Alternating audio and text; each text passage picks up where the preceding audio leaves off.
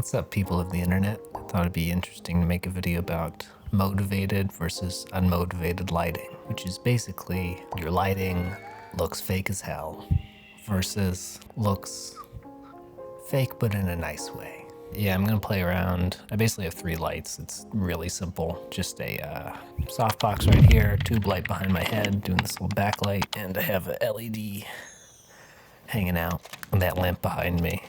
And we're gonna play around with some setups, and I'll show you what would look motivated and what would look like unmotivated and unnatural.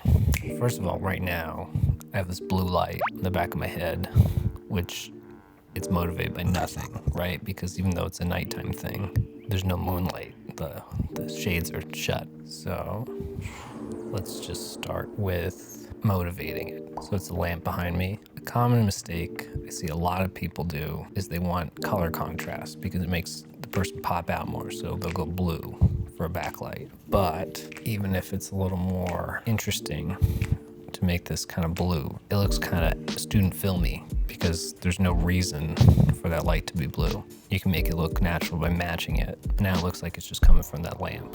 And same thing with the key light. Bam, in my face.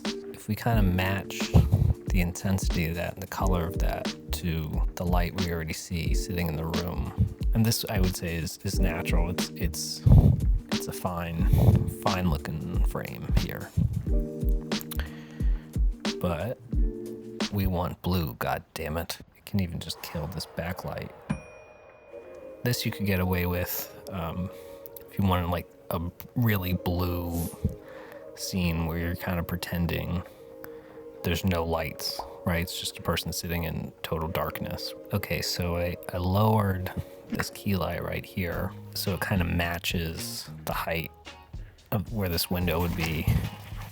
And also you think of the moonlight as like a lower source, other than, you know, before it was maybe another lamp in the room, which is higher up, right?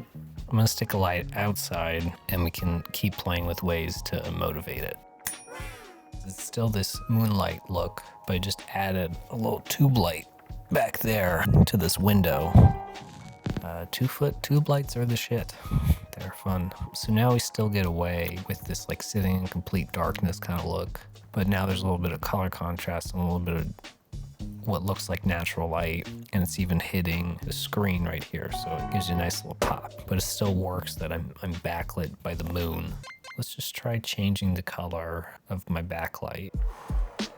I'd say that looks pretty natural. Here's the fun part. This light in the window back there, you can get crazy with it, right? This is where motivated lighting is fun. You can actually do something unnatural. Like you could have a light source that's pink if you feel like it. So now if you want to get crazy with color contrast, this backlight I have, maybe there's a scene, 2 people are fighting by a nightclub or whatever. And this looks real. So let's say maybe the key light is like this red thing. We change the backlight. We call the backlight moonlight, still motivated by the window. Hopefully that's helpful in thinking about how to motivate lighting. The point of it isn't to necessarily be naturalistic. It's to kind of help you get away with doing something a little more creative and cool. So you're not really stuck to like the most obvious thing.